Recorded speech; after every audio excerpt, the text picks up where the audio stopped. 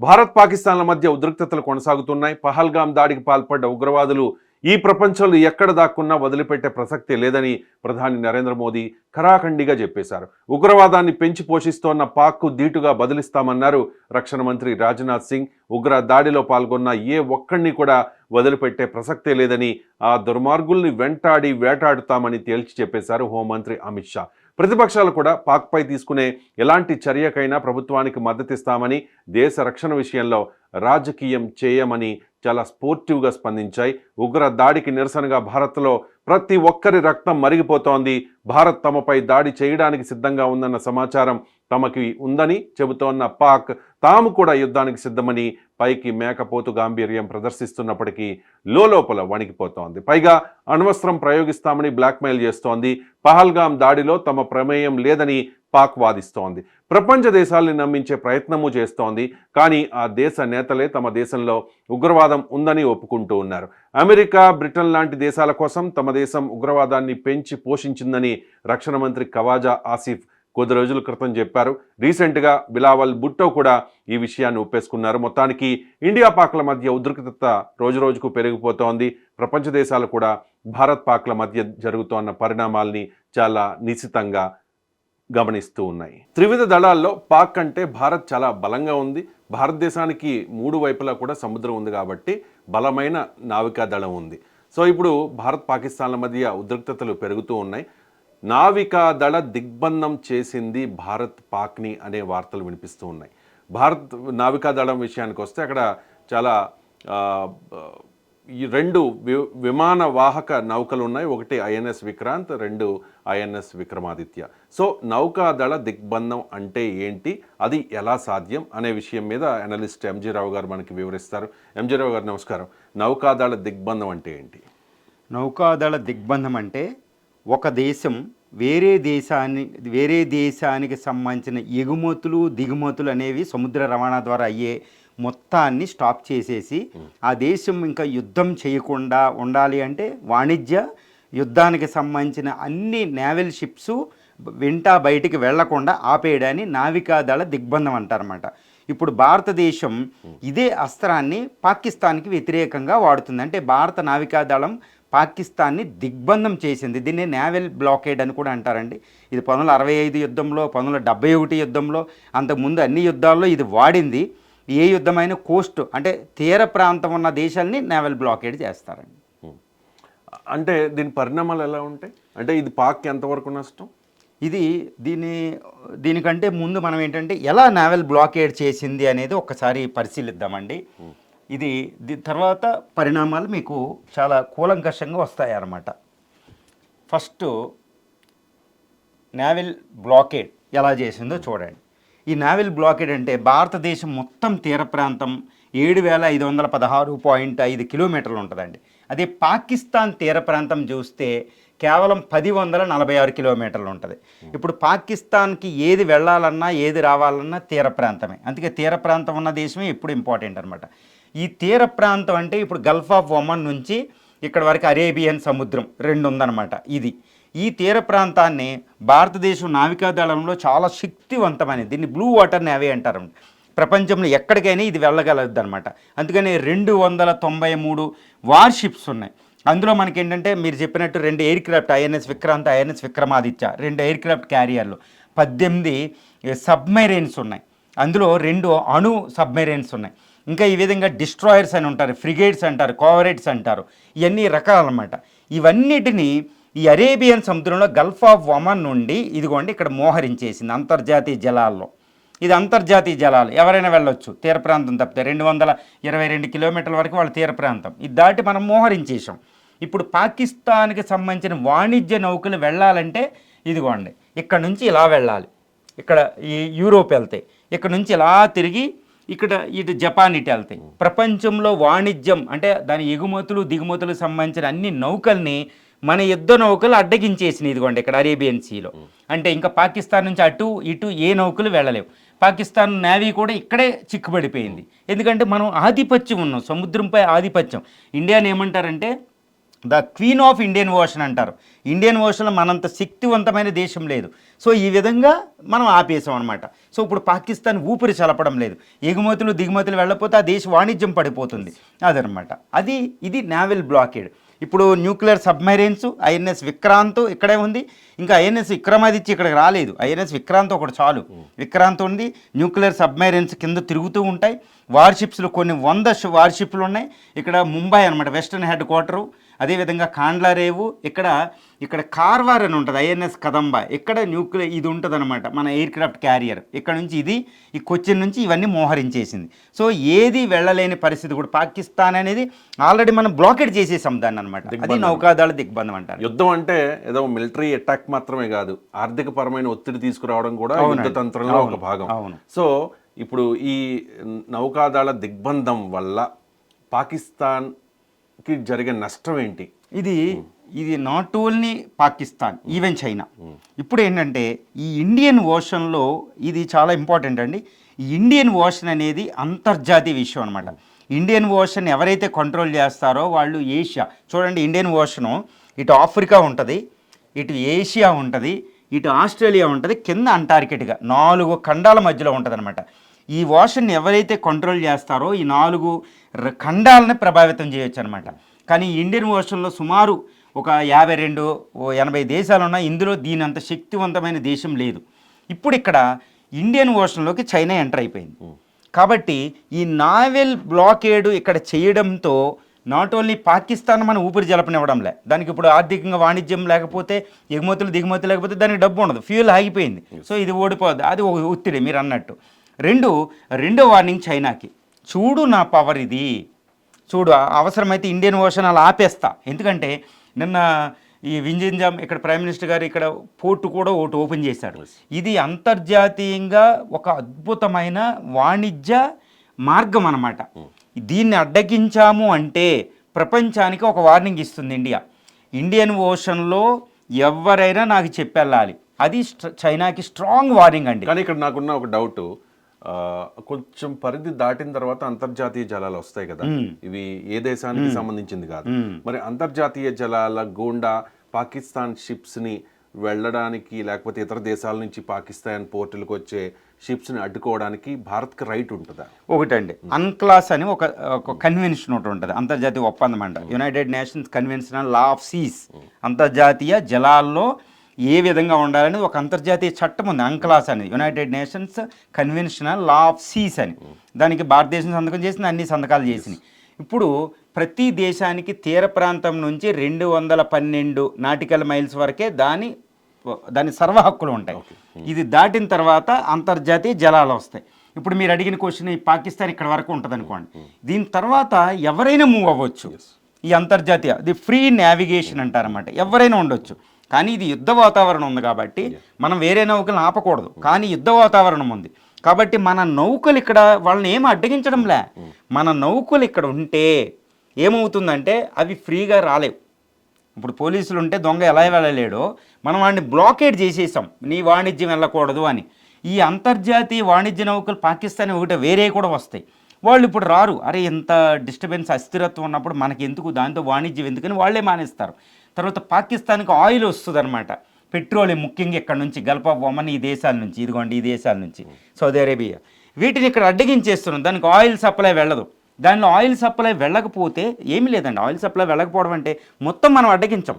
10 షిప్పులు వెళ్ళవలసిన, oil tankers వెళ్ళవలసిన 5 వెళ్ళినాయి అనుకోండి, అక్కడ రేట్లు పెరిగిపోతాయి. ఇన్ఫ్లేషన్, అదే పాకిస్తాన్ ఇన్ఫ్లేషన్తో స్టార్ట్ అయింది కదా. స్టార్ట్ నేను ఒకటి చదివాను, ఎందుకంటే పాకిస్తాన్ దగ్గర ఆయిల్ నిల్వలు కూడా జస్ట్ ఒక 15 days మాత్రమే ఉన్నాయి. అవునండి, వాస్తవమేనా?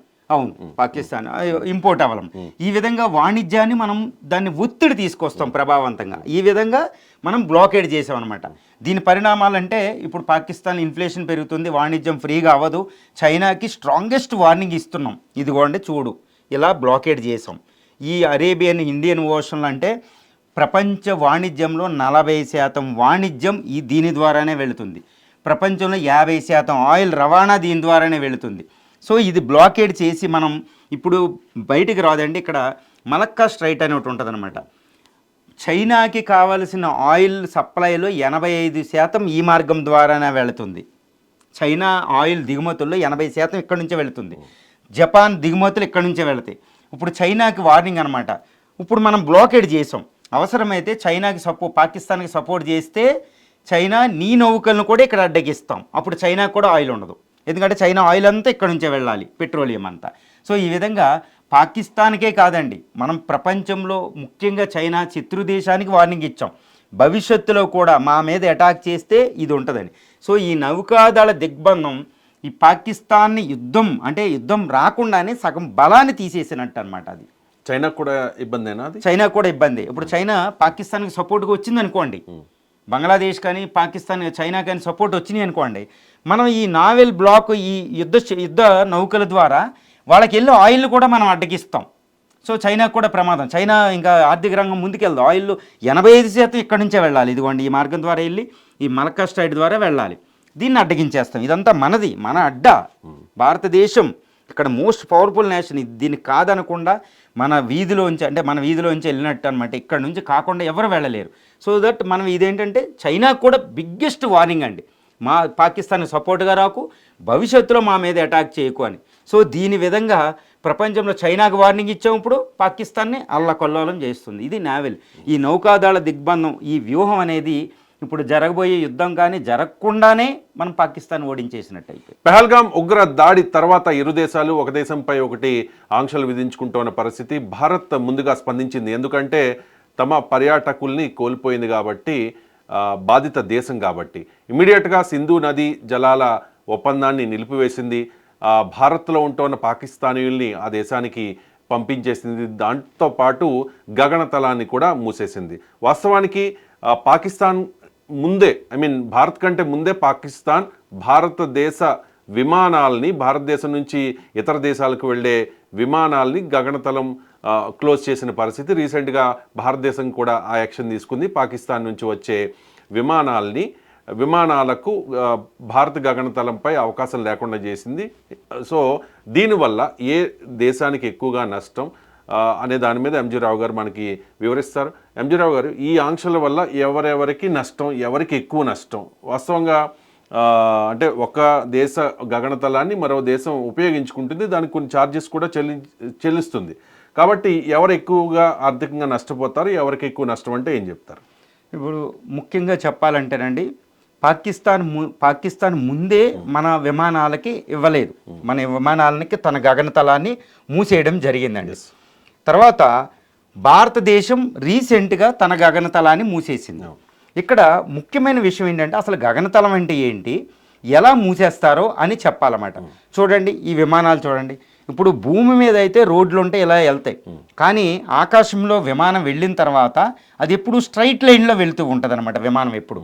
ఇప్పుడు భారతదేశం నుంచి పాకిస్తాన్ మీదుగా మన విమానాలు ఎక్కువ వెళ్తాయి. చూడండి ఇది భారతదేశం. ఇప్పుడు యూరోప్ వెళ్ళాలంటే యూరోపియన్ కంట్రీస్లకు కానీ, లేకపోతే ఎక్కువ గల్ఫ్ దేశాలకు కానీ, అదేవిధంగా ఇక్కడ నుంచి ఇలాగ అమెరికా దాకా ఇలా వెళ్ళే అన్నీ ఈ పాకిస్తాన్ గగనతలాన్ని దాటుకుని వెళ్ళాలన్నమాట. సో ఈ పాకిస్తాన్ ఇప్పుడు క్లోజ్ చేసేసిందంటే ఈ పాకిస్తాన్ దాటుకుని, అంటే పాకిస్తాన్ తప్పించి ఇదిగో ఇలా వచ్చి ఇప్పుడు ఢిల్లీ నుంచి ఇలా లాహోర్ మీదుగా ఇలా వెళ్ళిపోయేది ఫ్రాంక్ఫర్ట్ దాకా. ఇప్పుడు ఢిల్లీ నుంచి పాకిస్తాన్ తప్పించి ఇలా వచ్చి ముంబై వచ్చి ఇటు నుంచి వచ్చి ఇలా వెళ్ళాలి.